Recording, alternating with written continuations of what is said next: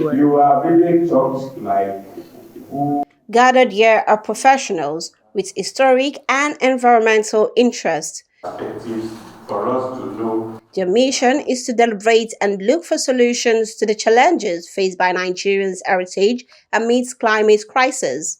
Their common goal and concerns are that Nigeria does not have any of our heritage recognized and represented in its climate and environmental policies. Regarding technical heritage, the laws about technical heritage. To this end, industry stakeholders converge at the Otto Mbanefo Digital Research Center at the University of Lagos on Wednesday, October 23, 2024, to discuss on the need for Nigerians' representation at the 2024 United Nations Climate Change Conference, also known as COP29.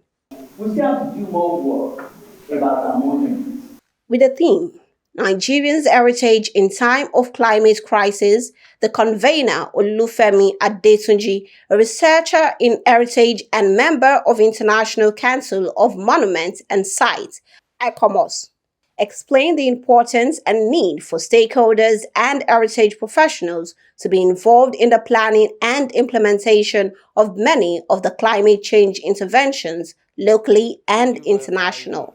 I convened this program to create opportunity for organizations and professionals involved in conservation and protection of heritage in Nigeria to have opportunity to network, collaborate, and share ideas to protect and better manage many heritage sites, both tangible and intangible, that we have in Nigeria, and not mainly to protect them alone, but to leverage on their values and their significances within our communities for social and economic, as well as environmental empowerment for individuals and communities all around Nigeria.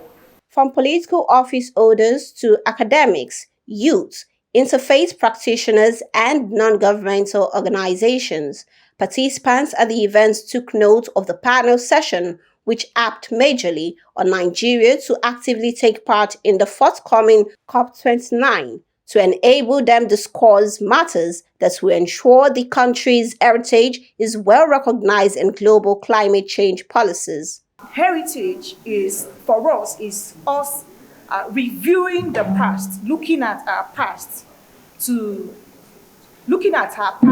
like that bird who flies and looks back, trying to see the mistakes of the past or the good parts of the past, to set other future paths as it moves on in the future. That's just the summary of heritage. Like I've seen questions here, I've heard questions here that why do we keep heritage? Why do we have to, go into all these old school things like the Gen Zs will see it as? It's important because it helps us to express our past happenings and brings us to the future. We as Yoruba people, we value keeping our things secret. It is this secrecy that has kept us to now, or else a lot of things will have been taken away from us. Yes. There are a lot of history hidden that you will never get to hear about unless you are part of the conclave, unless you all want to deny it. You will never get to hear about it outside. You have to be one to get to know about it. So if I am part of that and I decide like you can't, unless you are part of this, you can't get to know about it. I've not committed any crime. The West too does that. So is that enough to say that those things that they are protecting are evil? No. What would we keep from today? It's hard to know because we don't know what people of tomorrow would value. So I don't know if anybody knows there's a ship called the HMS Victory in the UK. It's a sailing ship. It's 250 years old. It was Admiral Nelson's flagship and it's in Portsmouth. You can visit a wooden ship, 250 years old, and we celebrate it. Do you know that we used to have 2 of those? In the 1960s, there were 2, and the Ministry of Works in the UK couldn't decide what to do with the second one, so they towed it out to sea, filled it with explosives, and blew it up. That's not a story that the UK likes to promote, but it happened. And so that's a story about people not valuing something, and then 50 years later, everyone is shocked that they did it. So why, okay, I think two things. One is, why would we select something for heritage interest? Okay, maybe three. Aesthetic value. Let's just say, that's not a trivial reason. The fact that something pleases and inspires you is an actual real valid reason, right? Two, it tells us something, right, about a moment or a style or a way of doing things. Maybe it's an innovative design. Maybe you're building a building that has very environmentally sophisticated, innovations around cooling. It's an example. It tells us something, or it tells us something very, it doesn't have to be the best one. It could be the most typical one. But I think thirdly, the most important one, people have touched on it, is narrative. What's the story, actually? Some of the panelists and participants joined the conference virtually.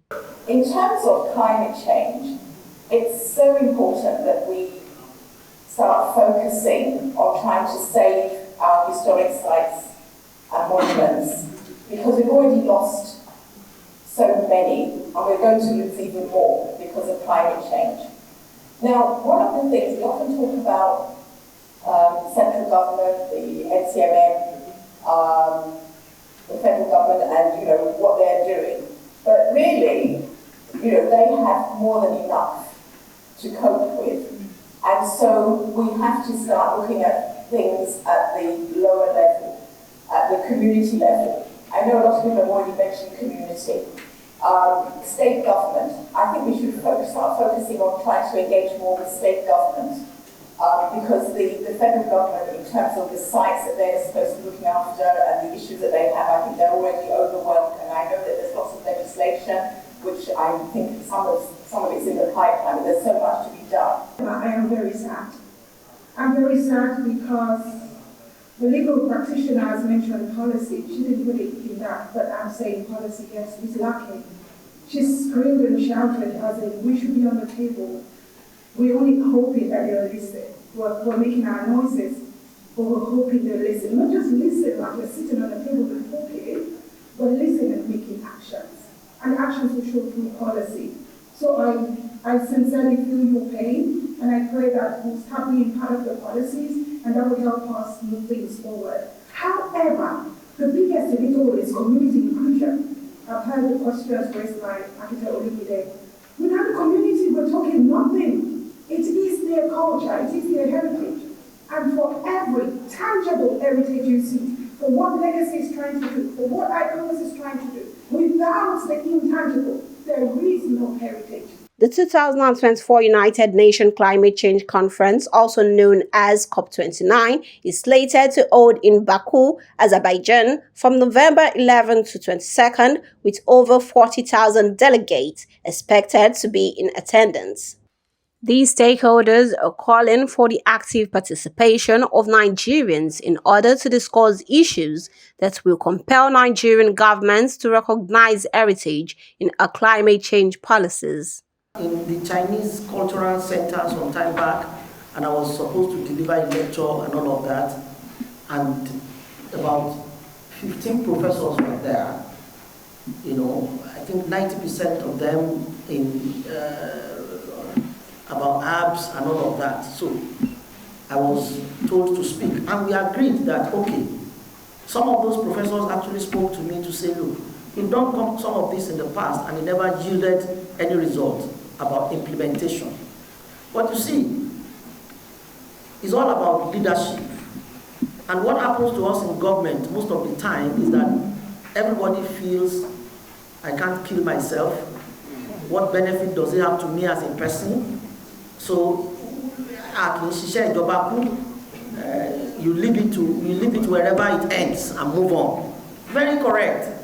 But when it touches you and you recognize the importance of legacy, then you put your head in it and ensure that it works out well. The totality of our development as a country is actually resting on our cultural understanding of ourselves. What we have discussed here from various sectors, people from various sectors of the economy were here, and we had first-hand information about what they do, what we need to do going forward. And so whatever all of us will take home here is going to boil towards trying to mitigate the climatic factors that affect our cultural heritage as a whole. Other speakers suggest that there should be introduction of heritage managers at local governments level, as these will help achieve positive and impactful results. I talked about Jekyll House, I talked about the cathedral. All those places are in good shape. Why? Because they are in use. So they are being maintained. They may not be optimal, but they are being maintained because they are in use. One of the things that happened to Olaya House was it was a listed building, but it was abandoned, and nobody was using them. So this, listing a building, and the old federal secretariat, anytime I pass by, I look at it like one day this thing will just go down, and somebody will just come and demolish it without, because if it's not put into proper use, then at the end of the day, somebody thinks, this thing is an environmental nuisance, and we need this land for something else.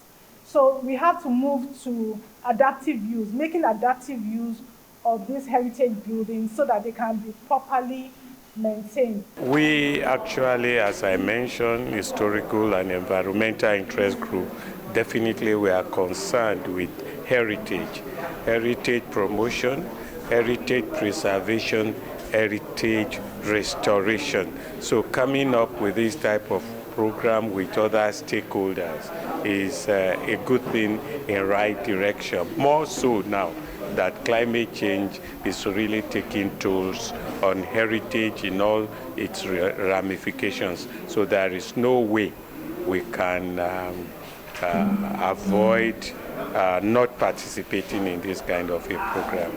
Yeah. It is hoped that governments at all levels would look in the direction of heritage professionals when policies and environmental impact assessments are being discussed.